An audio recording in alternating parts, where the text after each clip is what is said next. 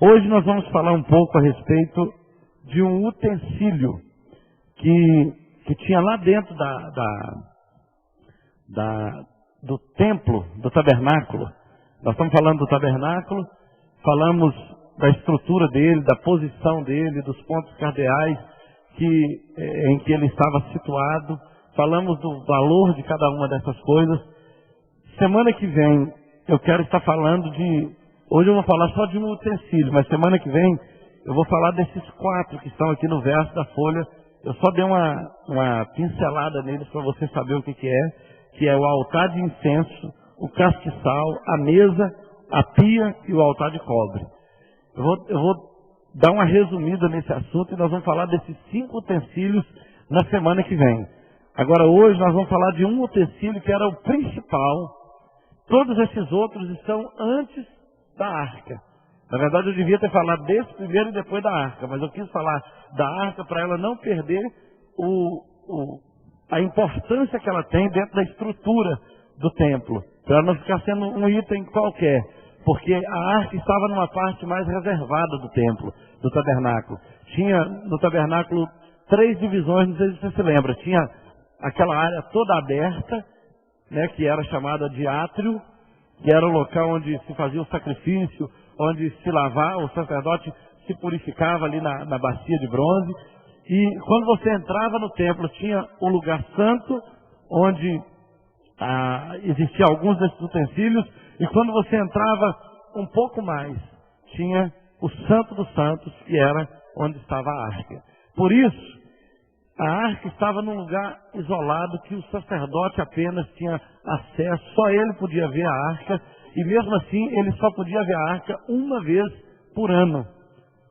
No mais, ela ficava sozinha, envolvida na nuvem, somente o sacerdote podia ver. Então nós precisamos entender que a arca da aliança, ela era o símbolo da aliança de Deus com o homem, era o símbolo da presença de Deus com o homem, era o símbolo da glória de Deus no meio do povo, mas aquele objeto quadrado de madeira, ou retangular de madeira, aquele objeto é muito carregado de significados. Todo ele, as medidas, a maneira como foi feita, a parte externa, interna, o modelo da arca, tudo representa alguma coisa na nossa vida cristã. E eu quero então estudar com você algumas dessas coisas nesse estudo de hoje, para que você encontre na arca símbolos de Cristo e encontre na arca aplicação para a sua vida cristã. Porque às vezes a pessoa lê um texto dessa Bíblia e fala, era uma caixinha de madeira, eu vou fazer uma caixinha dessa e colocá-la em casa, né? Pode até fazer, mas quando você entende o significado, você não tem que fazer uma caixinha e colocar na sua casa, você tem que receber o significado dela na sua vida. Você tem que conseguir interpretar o sentido daquilo e deixar que aquele significado seja a verdade da sua vida no presente. Por exemplo, quando você olha para a arca assim, de uma maneira mais panorâmica, você vai ver que ali era o lugar da habitação de Deus. Você olhava para a arca e via a presença de Deus na arca. Na prática, você tem que olhar para um homem de Deus e ver a presença de Deus na vida dele. A arca era um objeto que era transportado de lugar em lugar. E onde ela chegava, significava que a presença de Deus chegou. Hoje, a presença de Deus está dentro de você. E à medida que você vai se movendo pela terra, você entra no supermercado, entra na empresa onde você trabalha, dentro de casa, ou em qualquer lugar, a presença de Deus está junto com você. Então, quando você chega num lugar, chegou a cura, chegou a prosperidade, chegou a libertação, chegou a paz, chegou a vida, chegou tudo, porque a presença de Deus que está em você, chegou naquele lugar onde você chegou. Está entendendo? Amém? Então vamos ver. A arca era uma caixa de madeira de cetim, coberta de ouro por dentro e por fora. O comprimento era de 2 côvados e meio, a largura 1 côvado e meio e a altura 1 côvado e meio. Acredita-se que estas dimensões correspondiam a 1,25 por 75 e por 75. ela tinha 1,25 de comprimento, 75 de largura e 75 de altura. Essa era a medida que se consegue perceber fazendo essa conversão da medida em côvados para a medida em centímetro. Côvado era um modelo de medida daquele tempo. A largura e a altura eram iguais. O comprimento significa a eternidade de Deus. A altura, a divindade. E a largura, a misericórdia que se estende a todos os pecadores. Na tipologia bíblica você já começa a entender algumas coisas. O comprimento aponta para a eternidade de Deus. A largura e a altura têm significados. Olha bem. O comprimento é a eternidade de Deus. A altura é a divindade. A largura é a misericórdia que se estende para todos os homens. Muito bom. Em Efésios capítulo 3, versículo 18, e eu acabei de me lembrar que nós não lemos a Bíblia ainda. Isso não pode acontecer. Abra comigo aí a sua Bíblia, antes de tudo, em Êxodo capítulo 25. Êxodo capítulo 25, o versículo 10 em diante diz assim: também farão uma arca de madeira de acácia. De 2 côvados e meio será o seu comprimento, de 1 côvado e meio a sua largura, e de 1 côvado e meio a altura. De ouro puro a cobrirás, por dentro e por fora a cobrirás, e farás sobre ela uma bordadura de ouro ao redor. Fundirás para ela 4 argolas de ouro, e as porás nos 4 cantos da arca. 2 argolas num lado dela e 2 argolas no outro lado. Farás também varais de madeira de acácia e os cobrirás de ouro. Meterás os varais nas argolas ao lado da arca, para se levar por meio dele a arca. Os varais ficarão nas argolas da arca e não se retirarão dela.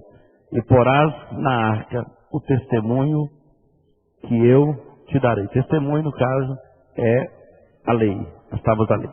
O versículo de número 37, mais lá na frente, diz assim: também farás 7 lâmpadas, as quais se acenderão para alumiar defronte dele. Então, isso aqui foi a ordem da confecção da arca para estar no tabernáculo. Lá em Hebreus capítulo 9, lá no Novo Testamento agora, e o versículo de número 4, vamos ver. Capítulo 9, versículo 4. Diz assim: ao qual pertencia um altar de ouro para o incenso, e a arca da aliança totalmente coberta de ouro, na qual estava uma urna de ouro contendo o maná, o bordão de Arão que floresceu e as tábuas da aliança. Então aqui é uma alusão no Novo Testamento da arca, como ela era e o que estava dentro dela, que vai ser importante quando a gente estiver discutindo esse assunto mais profundamente. Um dia Alexandre o Grande estava caminhando em uma das suas expedições e ele encontrou com um mendigo que pedia esmolas.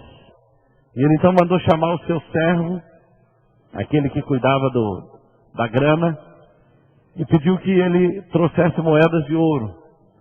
E ele então trouxe, mas ele falou, mas Senhor, umas poucas moedinhas de prata serviriam para esse pedinte. Mas ele disse o seguinte: olha, moedas de prata qualquer um pode dar, mas moedas de ouro dizem que foi Alexandre o Grande que deu.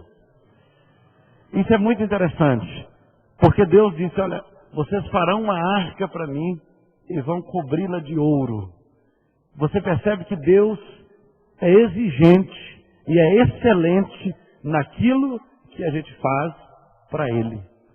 Deus não fala assim, pode fazer um caixotinho qualquer, e pinte de tinta de ouro, que para mim já está bom.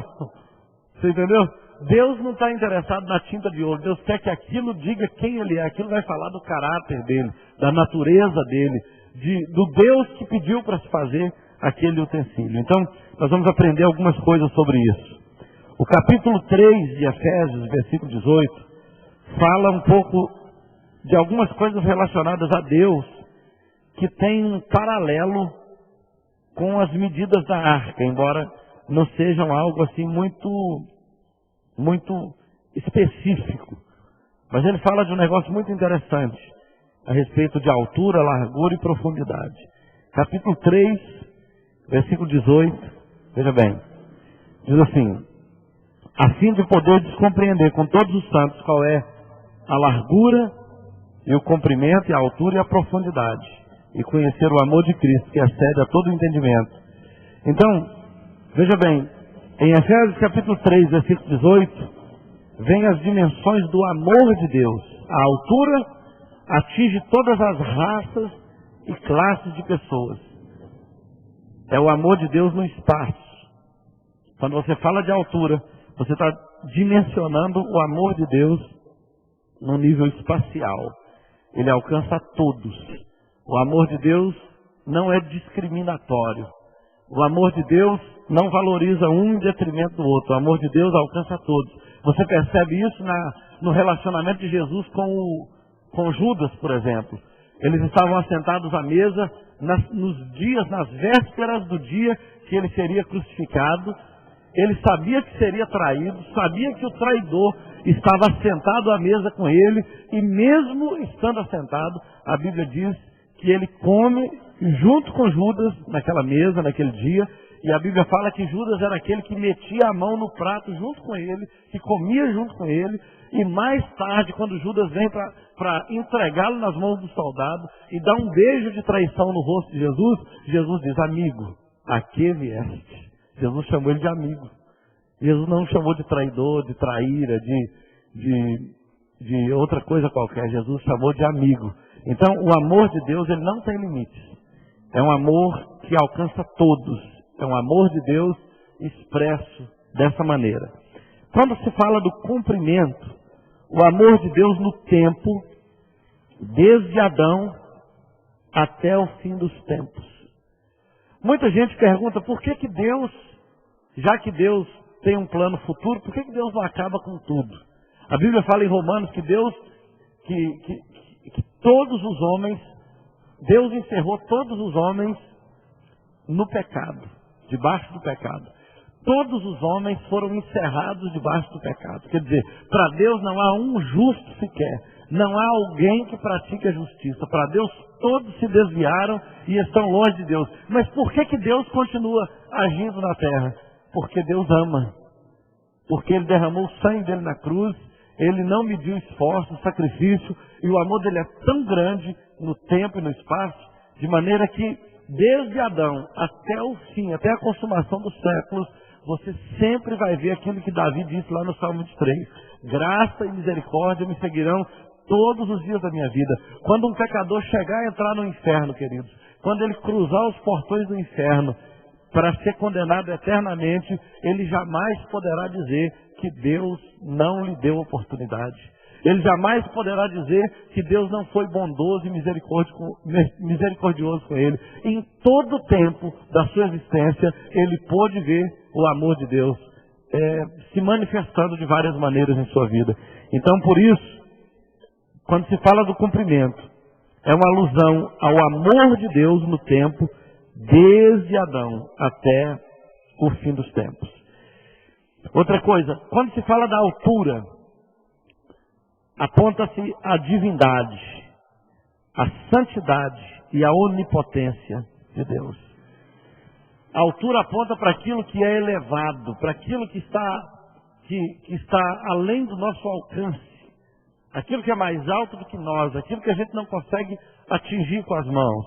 Por isso, a altura fala da divindade de Deus, da santidade dele e da onipotência. Quando eu estava no seminário, eu aprendi, na faculdade de teologia, que a santidade de Deus é o aferidor de todos os atributos. Deus é santo.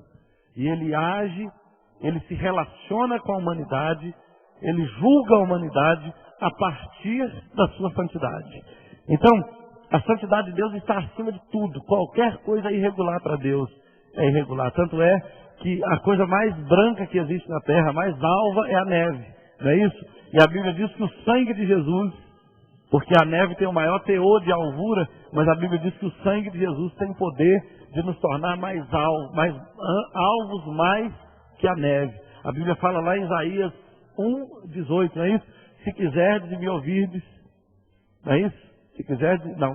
Se vinde arguir-me, assim diz o Senhor, ainda que os vossos pecados sejam como a escarlate, se tornarão como a branca lã, e ainda que sejam como o carmesim, se tornarão como a branca neve. Então, a exigência da santidade de Deus é tão elevada, e quando você olha para a arca, vê a medida dela na sua altura, você está pensando na divindade de Deus, que faz com que Deus se distingua de todos os outros deuses que existem. Não existe nenhum Deus que seja como Deus é. As pessoas levantam deuses, mas a Bíblia diz que barro, madeira, são nada mais do que isso, mas só um é o verdadeiro Deus, e é o Deus de Isaac, de Jacó e de Abraão. Então aqui aponta para a divindade dele, para a santidade e para a onipotência, fazendo com que Deus seja todo poderoso. Deus não tem muito poder. Agora, outra coisa, a profundidade aponta para a misericórdia por meio do perdão oferecido ao pecador, mais profundamente, mais aprofundado na impureza e na maldade. Quando você olha para a profundidade, você está olhando para a misericórdia. Porque a misericórdia de Deus é algo profundo. Ela vai, assim como Deus é muito alto, muito elevado, que você não pode atingir, nem o mais certo, nem o mais justo, nem a pessoa que age da maneira mais correta na terra consegue atingir a santidade, a divindade, a onipotência de Deus. Assim como ela é tão elevada, a misericórdia é tão profunda que o mais miserável dos miseráveis pecadores consegue ser alcançado por ela. Você entende? É um negócio muito interessante. Por um lado, Deus é inacessível por causa de tudo que Ele é, pela santidade dEle. Mas por outro, Ele é profundamente misericordioso, que apesar de eu não merecer, apesar de eu não ser capaz de dar um passo em direção a Deus, Ele dá todos os passos necessários em direção a mim, para que Ele me reconcilie com Ele. Isso é muito interessante. A arca, em seu interior, continha algumas coisas. A Bíblia vai falar aqui do maná, a vara de Arão que floresceu, as tábuas da lei. Quando Salomão edificou o templo, só havia... Deixa eu falar desse negócio aqui mais pausadamente. Dentro da arca, na parte interior dela mesmo, depois de tampada, depois a gente vai falar da tampa dela, mas no interior da arca existiam algumas coisas que faziam parte da história de Israel. Algumas coisas que fizeram parte de eventos assim, muito importantes para Israel. Israel teve experiências com Deus, que aquilo assim ajudou a nortear o futuro da nação e tal. E dentre essas coisas, nós vamos ver aqui, primeiro, um pouco de maná. Dentro do seu interior tinha um pouco de maná. O que era o maná para Israel? O maná representava 40 anos num deserto, sem supermercado, sem padaria, sem nenhuma condição mínima de produção, porque o deserto não produzia nada. Não tinha como você plantar um milho, não tinha como você plantar um arroz, um feijão, um café. Não tinha nenhuma possibilidade. E eles ficaram 40 anos sendo sustentados por um alimento que vinha do céu, da parte de Deus, chamado de maná. Entende? Então, para eles, o maná era isso. Tanto é que quando Jesus estava discutindo com os judeus a respeito de quem ele era, e aí eles falaram assim, olha, os nossos pais comeram o maná no deserto. Jesus falou, eles sabiam bem do que era o maná. Jesus disse, eu sou o pão vivo que desceu do céu. Jesus disse isso. Depois ele disse assim, olha, o pão vivo, o verdadeiro pão, quem dá é o meu pai. Só o meu pai pode dar o verdadeiro pão para vocês. Quando o diabo leva Jesus para a tentação e fala assim, olha, se tu és filho de Deus, transforma essas pedras em pães. Jesus já sabia que, na verdade, o diabo, ele pega uma pedra e fala assim, essa pedra pode ser um pão. Você pode comer essa pedra como se fosse um pão. Mas Jesus sabia que o verdadeiro pão, só o Pai pode dar. Então, essa história aqui do maná dentro da arca, para eles tinha um significado tremendo. Eles olhavam para a arca e sabiam, olha, dentro dessa arca tem o sustento de Deus. Deus sustentou a nação. Não foi uma pessoa, não foi o testemunho de uma pessoa dizendo, olha, eu passei 40 anos sem trabalhar, 40 anos sem ganhar um centavo e não passei fome, nem passei frio, nem senti calor, nem fiquei doente. Não era um povo falando, uma pessoa falando isso. Eram 3 milhões de pessoas. 3 milhões de pessoas que viveram 40 anos sem que nada disso lhe faltasse, e uma delas foi o maná. A outra coisa é a vara de Arão que floresceu. Você pode depois conferir essa história, depois você pode pegar comigo o texto, que eu acho que ela não está aqui nesse momento. Mas a vara de Arão que floresceu foi interessante, porque Moisés e Arão foram desafiados por pessoas que estavam abaixo dele, dizendo que Deus não falava só com eles. Por que Deus fala só com vocês e não fala conosco? E eles tinham uma dificuldade com Arão pelo seguinte, com Moisés. Porque Moisés casou com uma mulher cusita. Cusita é um povo de origem, como é que fala? Tipo etíope, era um grupo negro que havia naquele deserto onde Moisés foi se esconder de Faraó quando ele matou o egípcio. E ele casou com uma mulher negra, ou bem próximo disso. E aí, aquele povo não era um povo que fazia parte da aliança de Deus com Abraão. Não fazia parte. Tanto é que quando Moisés estava voltando para libertar o povo do Egito, a Bíblia diz que o anjo do Senhor interferiu a viagem de Moisés e estava com a espada na mão para matar os 2 filhos de Moisés, porque eles não eram circuncidados. E aí, Moisés, acho que ficou sem saber o que fazer, e a Bíblia diz que a mulher dele passou a mão numa pedra, numa faca, que fala pedra, mas era uma faca daquela época, e cortou a pele do prepúcio dos meninos, circuncidando-os, e aí o anjo se retirou deles. E a Bíblia fala que a mulher de Moisés chamou Moisés de um homem sanguinário. Então, era um negócio muito interessante. Aquele povo não tinha aliança com Deus, e aquela mulher, assim, no ímpeto para não morrer ali, para Moisés não morrer ali, porque eu acho que o anjo ia matar todo mundo, aí ela fez uma aliança meio que forçada. Eu me converto, Senhor. Foi lá e fez aliança. Né? Converteu no susto. Só que talvez o povo não tivesse muito conhecimento dessa história.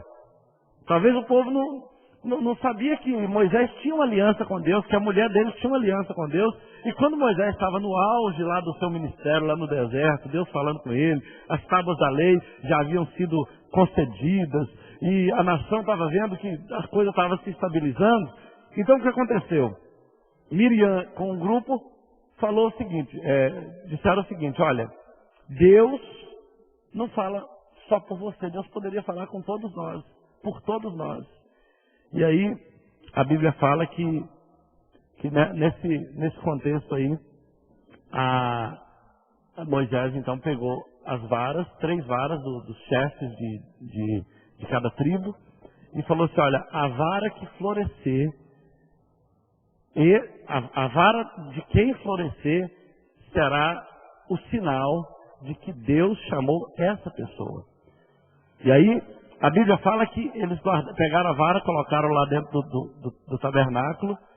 Era uma vara cortada. Você sabe que uma vara cortada ela não floresce. Só floresce aquela que está lá fincada na terra, plantada na terra. Então a vara de Arão floresceu e as outras não floresceu. E aí a Bíblia diz o seguinte, olha, Moisés chega diante do povo, estava lá os filhos de Coré, estava lá toda aquela tropa que se levantou contra Moisés. E aí a Bíblia fala que Moisés falou o seguinte, olha, se Deus matar vocês do jeito normal que todos os homens morrem, então é porque Deus não é conosco. Agora, se vocês morrerem de algum modo maravilhoso, de algum modo diferente, então vocês saberão, e toda a nação saberá, que Deus é conosco. Aí a Bíblia diz que a terra abriu a boca e engoliu todos eles no meio de todo mundo, e o temor de Deus baixou na cabeça de todo mundo lá. O negócio é sério, não é não? O que a gente pode aprender com isso? Quando você olha para a arca e vê lá o maná, você vê que Deus é poderoso para te sustentar. Quando você vê a vara de Arão que floresceu, você vê o seguinte, você aprende o seguinte, que Deus leva a sério a questão da autoridade espiritual. Às vezes as pessoas falam de autoridade assim na facilidade. Elas desonram pai e mãe, elas desonram o patrão, elas desonram o discipulador, desonram líder de célula. Às vezes, uma pessoa começa a liderar. Hoje a gente estava até ouvindo uma palavra lá em casa. Dorival estava lá agora finalzinho da tarde. Eu liguei lá um DVD, ele estava lá ouvindo. Eu estava lá em Fortaleza e vi essa palavra pessoalmente do pastor Luiz. Então, ele fala o seguinte, às vezes, coloca-se um líder. Vamos imaginar aqui o Marcos. Coloca o Marcos para liderar uma célula. E aí, de repente, o Marcos, isso é nas palavras do pastor Luiz, o Marcos chegou cansado do trabalho e saiu correndo, preparou, né, fez os relatórios direitinho, porque realmente o trabalho de um líder de célula não é algo muito fácil, dá trabalho. As pessoas que fazem isso sabem que não é uma coisa dele, não está fazendo é porque não tem serviço não, né? Gastou um tempinho para se preparar, gastou um tempinho para fazer o relatório, preparou tudo, chamou as pessoas durante a semana e vai lá para a célula feliz da vida. Aí chega uma pessoa e fala assim, eu não estou gostando do Marcos na liderança não, eu não entendi o que ele fala direito, não sei o que e tal. O Marcos, se for para ser discípulo do Marcos, eu não quero ser não, eu quero ser discípulo do Tatão, é do Gilmar, é do Lucas, ou da Sandra, mas do Marcos eu não quero ser discípulo não. Sabe o que acontece? Quando você desonra um líder, você está desonrando a autoridade que ele representa.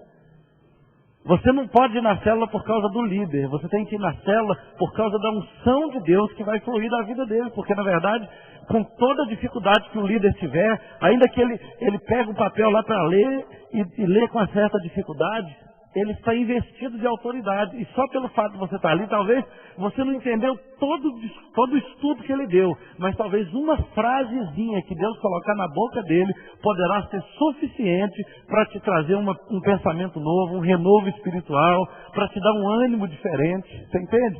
Então, queridos, é isso aqui que fica claro na questão da vara de Arão que floresce, porque na verdade existem histórias aí na história do cristianismo de pastores, de homens de Deus que eram analfabetos.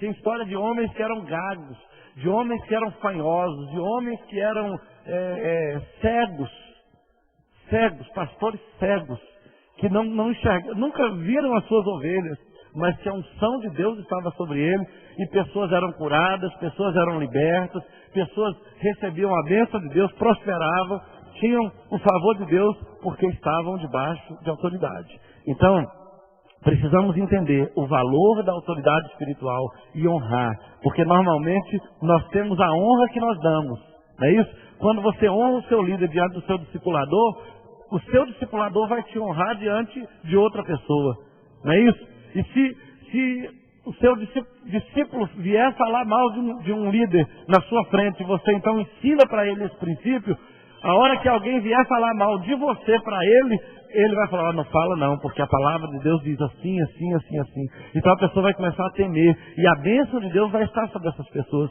Você vai ver a história de Miriam, que ficou leprosa. Ela ficou leprosa porque ela se levantou contra a autoridade do seu irmão, que era inclusive mais novo do que ela. Miriam talvez um dia bateu na cabeça dela essa ideia, como assim? Moisés, o menino que eu troquei as fraldas dele, vai ser o meu líder. Não é estranho isso? Eu troquei as fraldas de Moisés. Eu que coloquei ele no rio. Eu vi minha mãe amamentar esse menino, esse catarrento. Como é que ele vai querer falar que agora Deus fala com ele e não fala comigo? Não é verdade? Mas a Bíblia fala que ela ficou leprosa na hora. Na hora. E ela só não morreu porque Moisés partiu para a tenda do testemunho e foi fazer sacrifício diante de Deus em favor dela para que ela não morresse. Mesmo assim, ela ficou 7 dias fora do arraial, leprosa, porque ela se levantou contra a autoridade de Moisés. Então, quando você olha para a arca do testemunho, da aliança, você vai ver lá o maná, você vai ver a vara de Arão que floresceu, que é um sinal do valor que Deus dá para a autoridade espiritual. Você percebe que a vara estava dentro da arca onde estava a presença de Deus.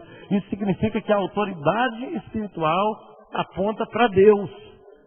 Entende? Aponta para Deus. Então, quando você honra a autoridade, você está honrando a Deus. Quando você desonra a autoridade, você está desonrando a Deus. Hoje eu estava vindo de casa, da escola do Mateus, e aí eu falei que eu não gostava muito de música sertaneja, e o Mateus, então, bateu em mim assim, deu uns tapas em mim. Aí eu perguntei para ele assim: ô Mateus, você está me batendo de verdade ou você está fazendo outra coisa? Ele falou: não, eu estou te batendo mesmo. Aí eu dei uma disciplina nele, ali dentro do carro mesmo, sem nem pensar, ele até caiu para trás. E aí quando ele voltou, eu falei assim: olha, expliquei para ele o princípio de autoridade e falei: eu te amo muito, mas todas as vezes que você se levanta contra a autoridade espiritual, que é o seu pai, que é o seu pastor, você está se levantando contra Deus e você está debaixo de maldição por causa disso. E comecei a mostrar para ele: isso é princípio de Deus, querido, que tem que ser ensinado dentro de casa. Quando ele fala assim: aquela diretora mais idosa lá, não vou falar o nome dela aqui na gravação, a irmã Angélica conhece, ela é doida. Aí eu ensinei para ele esse princípio e falei assim: olha, é pecado, você traz maldição sobre a sua vida, você não vai para frente se você não entender isso. E fui mostrando para ele, e aí ele deu aquela choradinha e falou: me perdoa, pai. Aí eu fui e abençoei a vida dele. Você entende? Porque é princípio de Deus, querido. Ou a gente cresce dentro do padrão, ou então a gente não consegue entender por que às vezes alguma coisa está errada. Às vezes está indo tão bem, aí vem o inimigo e teve uma brecha na sua vida. Por quê? Porque às vezes a pessoa não entende esses princípios e peca neles. Né? O pastor Luiz falou até um negócio interessante, que a pessoa tem uma indignação santa, né? Às vezes ele está com raiva do líder dele. Eu estou indignado, mas é uma indignação santa. Né? É uma indignação santa. Não sei se existe isso. Muito bom. Voltando aqui, você vai ver que havia também as tábuas da lei. As tábuas da lei. Você vai encontrar essa referência, inclusive, no texto que nós lemos em Hebreus capítulo 9, versículo 4, né, que estava lá as tábuas da lei. As tábuas da lei representava também para o povo a instituição dos padrões de comportamento, de conduta, de relacionamento com Deus, que o povo deveria ter e desenvolver lá no deserto. Quando Deus instituiu o Pentateuco, que ia de Gênesis a Deuteronômio, Deus ensinou para o povo, sabe o quê? Até onde deveria jogar as fezes. Até isso. Aquelas noções de higiene, de limpeza. Né? Deus ensinou tudo isso. Por exemplo, você tem uma fazenda e tem um irmão, um parente, um amigo que tem uma fazenda do lado, então você vai respeitar os marcos de divisa. Você não vai avançar a divisa do outro. Né? Você vai vendo leis assim desse tipo. Olha, você tem um gado e a sua cerca estourou, o seu gado saiu e matou uma pessoa. Até isso. Então Deus tinha a instituição da lei, envolvia todas as áreas da vida daquele povo ali, para que eles tivessem uma qualidade de vida que Deus desejava que eles tivessem. E aí, quando entrava na questão espiritual, existia também regulamentações a respeito de como deveria ser o relacionamento deles com Deus. Por exemplo, você vai fazer um culto a Deus, então o seu culto tem que ser assim. Aí Deus falava: a oferta tem que ser tantos éfas de farinha, tem que ser de flor de farinha, não pode ser qualquer farinha. Você vai trazer, qualquer coisa que você vai fazer para Deus, Deus dava um padrão. Por quê? Porque você pode chegar aqui e falar com Deus assim: cara, bicho, você é doidão demais. Você pode falar assim. Só que entenda o seguinte: Deus fala o seguinte, olha, você tem que saber como você se dirige a mim. Entendeu? Porque senão você vai, daqui a pouco você vai... Você já viu, com perdão da palavra aqui, você já viu que às vezes a pessoa está assim no dia a dia aí, as pessoas estão conversando, e a pessoa, não viado, não sei o quê, já viu essa expressão? Ô viado, vem cá. Já viu essa expressão? Isso é muito comum no mundo, graças a Deus ninguém nunca me chamou assim. Nunca teve como é que fala? A infelicidade de me chamar assim. Não é verdade? Porque teria um problema sério comigo. É um nome que não cairia bem comigo, de jeito nenhum. Mas entenda o seguinte, isso é muito comum no mundo. E você sabe que os padrões vão caindo tanto que se deixar a pessoa vai chegar diante de Deus e vai falar qualquer besteira com Deus e falar que aquilo é adoração. E falar que aquilo é culto. Né? Assim como lá na Grécia tinha culto de sexo. Né? As pessoas se juntavam coletivamente para fazer aquela orgia sexual e aquilo era um culto a Diana. Diana recebe isso, mas Deus não recebe. Você entende? Então assim, Deus fala, olha, vocês querem me adorar? Então existe um padrão, que na verdade é até um protocolo. Existe um padrão para você se dirigir à minha presença. Quer me ofertar? Você não vai ofertar qualquer coisa. O pastor Jeremias contou uma história de um irmão que tinha uns gados. Eu estava ouvindo a pregação dele, por isso que eu sei dessas duas historinhas que ele falou. Os irmãos tinham tinham uns gados, e aí o irmão falou o seguinte, olha, uma vaca ela criou, ele falou, uma dessas novilhas vai ser de Deus. Aí a esposa, que bom e tal, qual que nós vamos separar para Deus? Eu falei, não, vamos deixar crescer, né? Vamos deixar crescer para a gente descobrir qual vai ser de Deus. Aí um dia o marido chegou em casa e falou assim, ó, querida, a novilha de Deus morreu. Entendeu? Ele não escolheu, mas como morreu, a de Deus morreu. A que sobrou é a dele. Então Deus fala assim, você quer dar uma oferta para Deus? Você vai separar a melhor novilha. Você não vai separar a pior, não vai separar a que morreu. Porque Deus é quem?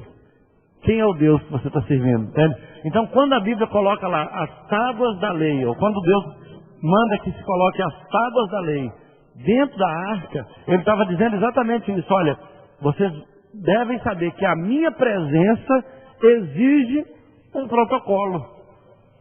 Vocês vão entrar na minha presença e vão crescer na minha presença, mas sabendo o caminho. E a lei, ela não foi criada para você,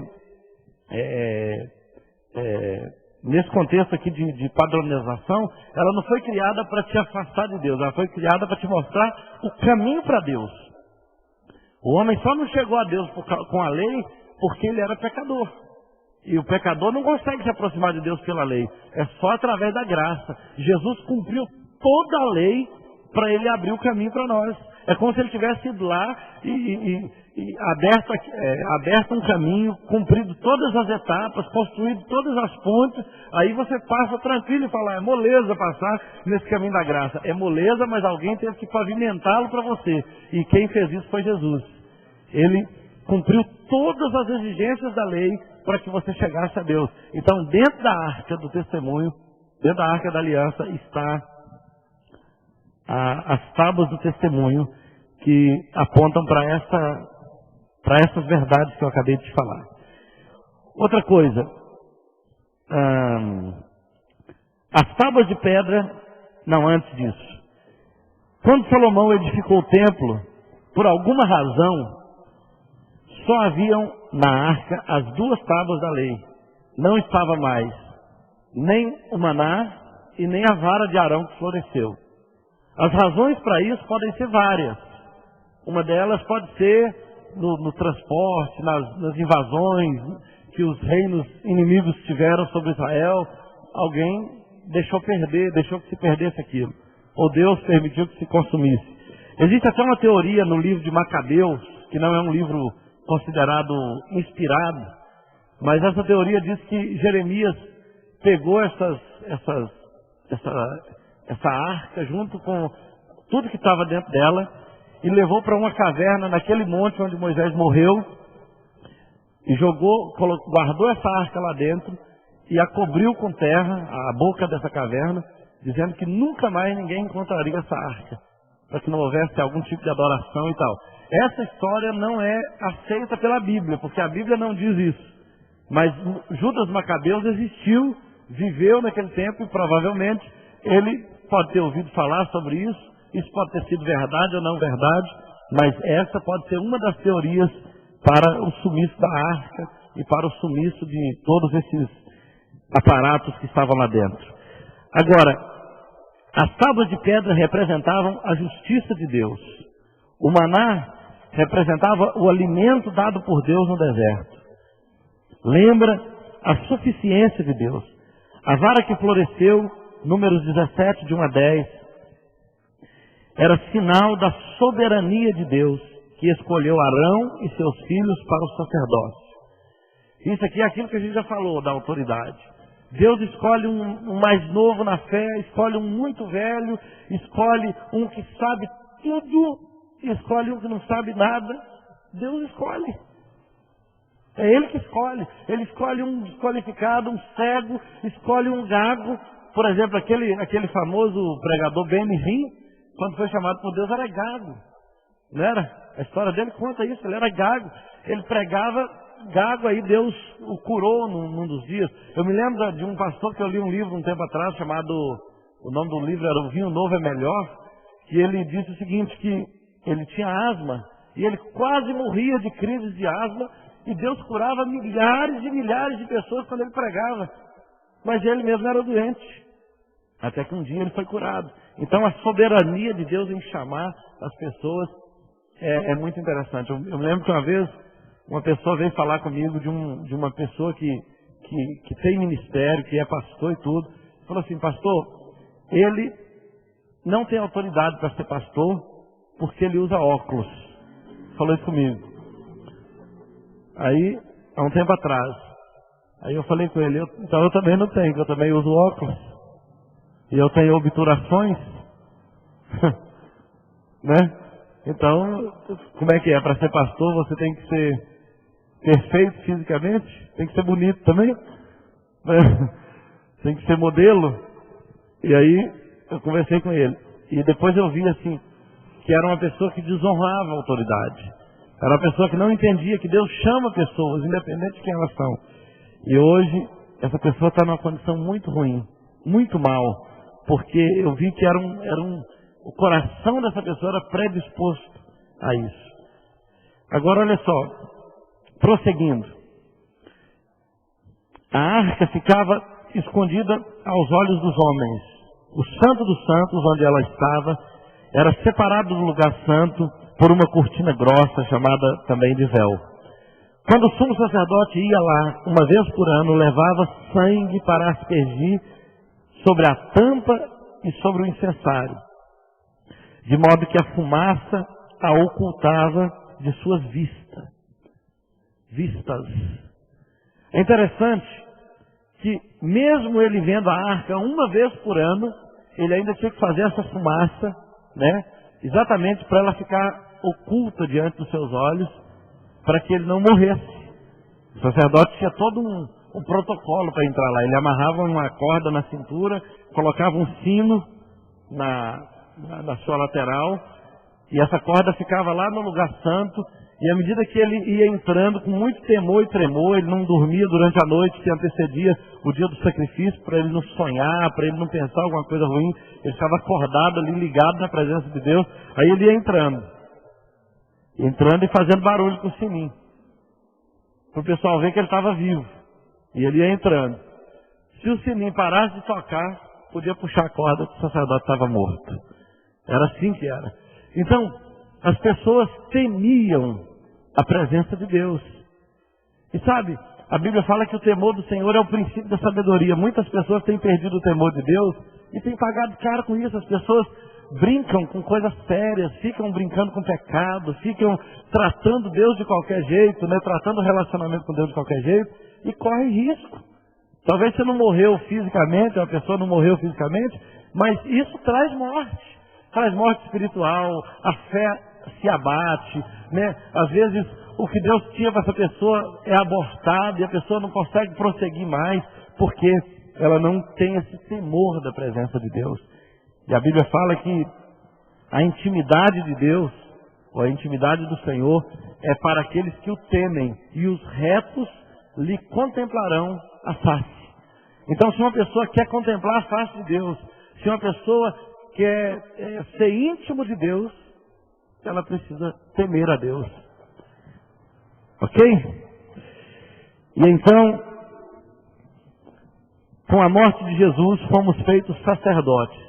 E agora podemos ter acesso à presença de Deus. Lá em Hebreus capítulo 10, versículo 19 diz: tendo, pois, irmãos, ousadia para entrar no Santo dos Santos, ou no santuário, pelo sangue de Jesus. Né? Nós temos essa ousadia. Você pode entrar. Agora, quando a Bíblia fala de ousadia, ela não está falando de irreverência. Ela não está falando de você banalizar a presença de Deus. Significa que você pode entrar sabendo que não vai morrer. Que você pode entrar sabendo que vai ter acesso a Deus. Que você vai ver a face de Deus, mesmo sendo pecador. E isso porque Jesus morreu no seu lugar. Mas não significa que você pode chegar, e aí, bicho? Pois é, eu estava dando uns rolés aí e tal, e resolvi então vir aqui, sabe como é, mano, bater um papo contigo. Né? Não é assim que funciona. Com Deus não funciona desse jeito. Você pode ser informal, você pode ser espontâneo, você pode falar o que está sentindo no seu coração, mas nunca deve ser irreverente. Outra coisa, a tampa da arca tinha o nome de propiciatório. Êxodo 25, versículo 17 até o 25, você vai ler depois e vai entender por que era propiciatório. Era de ouro puro, estava em cima dela, formando um conjunto apresentando a forma de um objeto só, figura de Jesus em sua pessoa e sua obra. Quando você olhava para o propiciatório, que era a tampa da arca, você vai descobrir que propiciar significa cobrir. É a mesma coisa que cobrir. Quando nós falamos que nós somos, que Jesus é a propiciação pelos nossos pecados, significa que Ele é a cobertura pelos nossos pecados. Ele nos cobre com o seu sangue, com a sua perfeição. Então você olhava para a tampa da arca e via que ela era uma tampa só. O ouro foi feito de uma forma uniforme para que você não visse emenda, não visse encaixe nenhum. Ela era uma coisa só. E isso significava a perfeição de Cristo, que era capaz de propiciar os nossos pecados, de nos cobrir e de nos tornar santos e puros. Outra coisa, alguns nomes da arca. A arca é chamada em Êxodo 25, 22 de Arca do Testemunho. Em Números 10, 33 é chamada de Arca do Concerto ou da Aliança. Você lembra que Davi fala assim, como eu amo os teus testemunhos, né? Ele estava falando da lei de Deus. Mas a arca é chamada de Arca do Testemunho por quê? Porque a lei de Deus, ela foi dada em aliança com o povo. E aquela arca era o símbolo disso. Quando se fala da arca como concerto, aliança e testemunho, tem o mesmo sentido.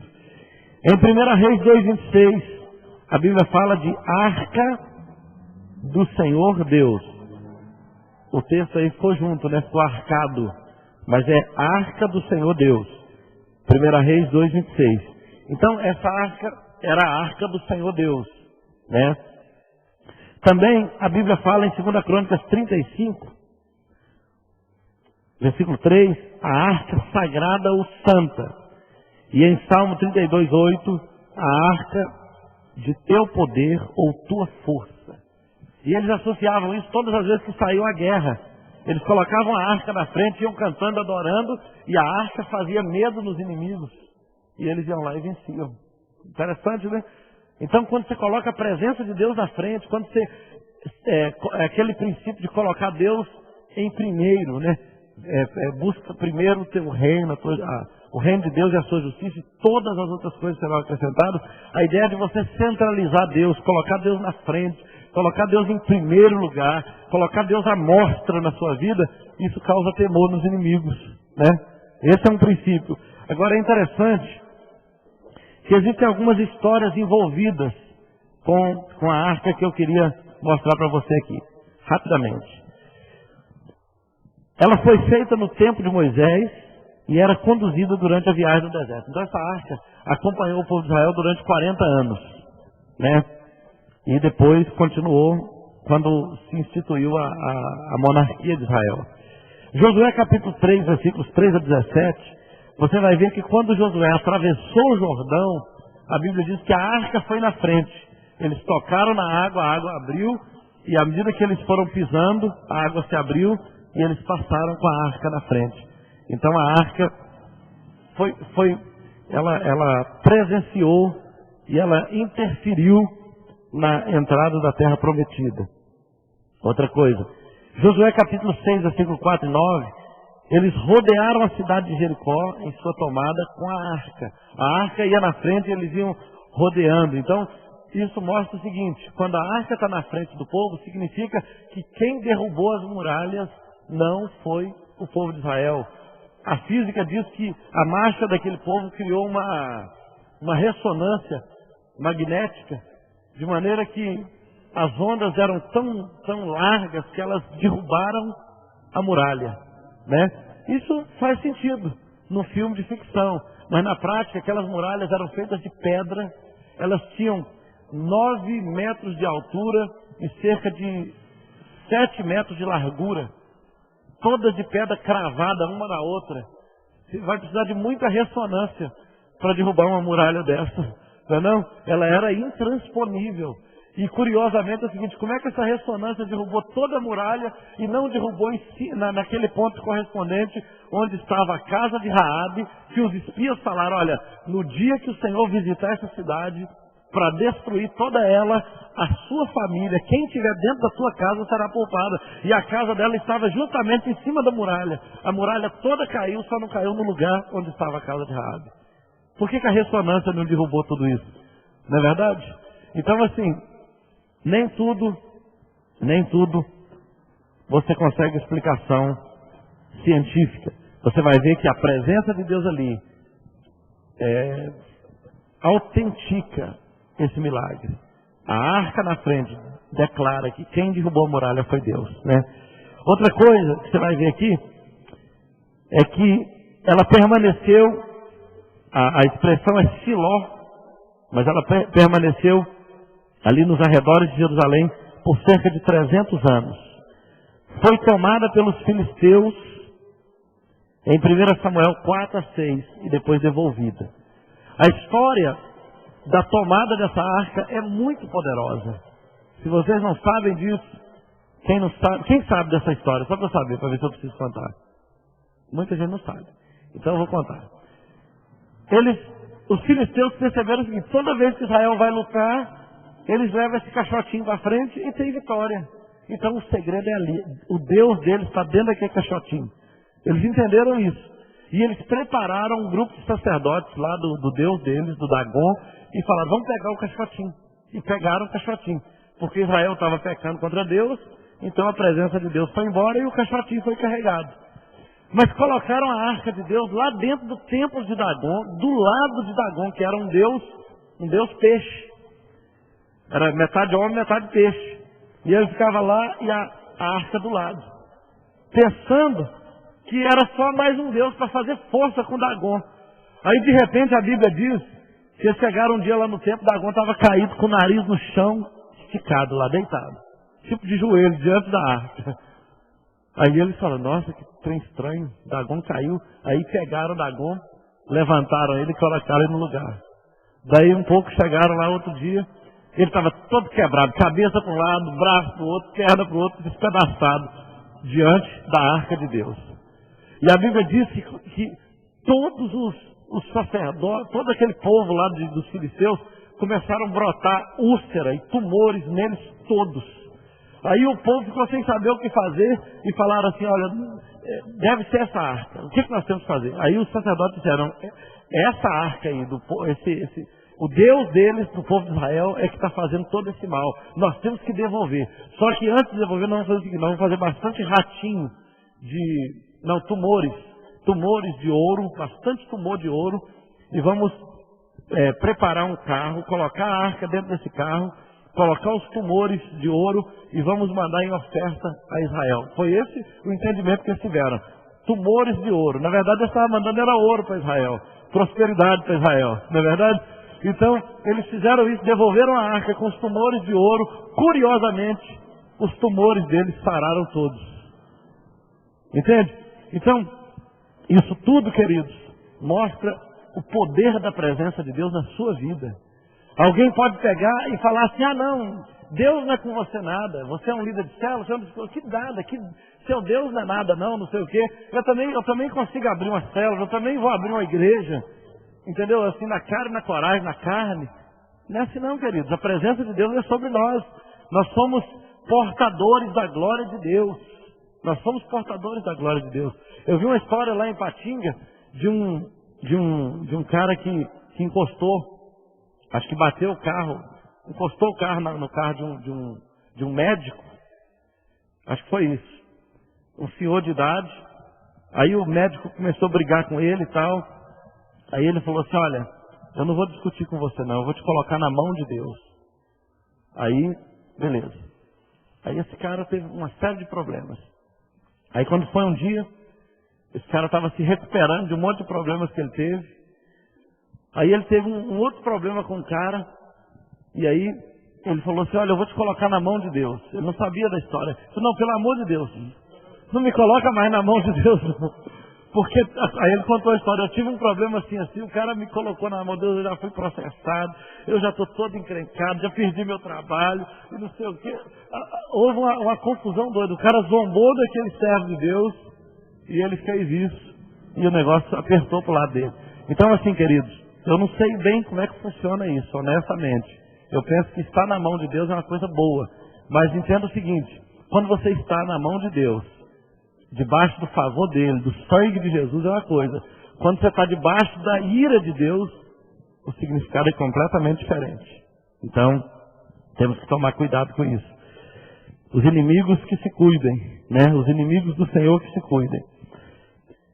A Bíblia fala que ela esteve em Bet-Semes e em Kiriat-Jearim.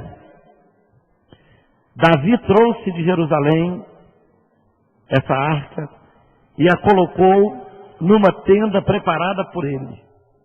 Está lá em 2 Samuel capítulo 1:17. Depois colocou-a no templo. 1 Reis 8, versículo 4 a 9. Depois que Salomão construiu o templo, ele mesmo a colocou junto com os sacerdotes. E aí você lendo esse capítulo 8 de 1 Reis, você vai ver como a glória de Deus entrou, encheu aquele templo de tal maneira que os sacerdotes nem puderam ministrar por causa da presença de Deus. Aí deve ter permanecido até o fim do reino de Judá. Quando Israel foi para o cativeiro, o templo deixou de funcionar e nada mais a Bíblia diz a respeito da arca. Ela simplesmente sumiu. Ninguém sabe onde ela está até hoje. Ela desapareceu. Então, aqui está um pouco do que representa a arca. Mas o que a gente colocou aqui foram coisas extraídas de estudos ao longo de séculos. Pessoas vão estudando, vão entendendo, vão descobrindo. Talvez alguma coisa não está aqui porque ninguém nem entendeu, nem descobriu ainda. Nós vamos orar ao Senhor. De tudo que a gente pode trazer para hoje, queridos, a gente deve pensar no seguinte: a arca representa a presença de Deus que precisa estar dentro de mim, que precisa ir à minha frente, que precisa transformar o ambiente onde eu estou. É isso que Deus quer fazer conosco, através da presença dele. Amém? Vamos orar ao Senhor. Pai, muito obrigado por esta noite. Obrigado, Senhor, porque a Tua palavra, ela é muito poderosa. Ela é muito rica, Senhor. E nós queremos, ó Deus, viver isso todo dia na nossa vida. Queremos crescer na Tua presença. Queremos beber da Tua fonte, da Tua graça, do Teu favor. Queremos, ó Deus, honrar o Teu nome, queremos honrar as autoridades que estão sobre nós e que estão, ó Deus querido, servindo junto conosco. Queremos, ó Deus querido, também, meu Deus, ser gratos pelo sustento que o Senhor nos tem provido e temer o Teu nome, Senhor, da forma como nos aproximamos do Senhor. Queremos expressar temor, queremos expressar reverência, queremos expressar aliança contigo, compromisso com o Senhor, porque o Senhor é um Deus de aliança, é um Deus fiel e comprometido conosco. Te louvamos, ó Deus, porque o Senhor tem criado um caminho novo para nos aproximarmos de Ti, por meio de Jesus. O Senhor tem sido a nossa propiciação, a propiciação pelos nossos pecados. O Senhor tem nos dado vida em Cristo. Nós te exaltamos por isso, Pai, no nome poderoso de Jesus. Use cada líder com poder, com autoridade, que a unção do Senhor esteja sobre ele. Ó Deus, que líderes brotem debaixo da liderança de cada um líder aqui, que dentro de cada célula, Senhor, surjam líderes, pessoas que vão fazer diferença, pessoas que vão conquistar vidas, que vão glorificar o Teu nome nessa terra. Nós oramos e Te adoramos, Pai, no nome de Jesus. Amém e amém.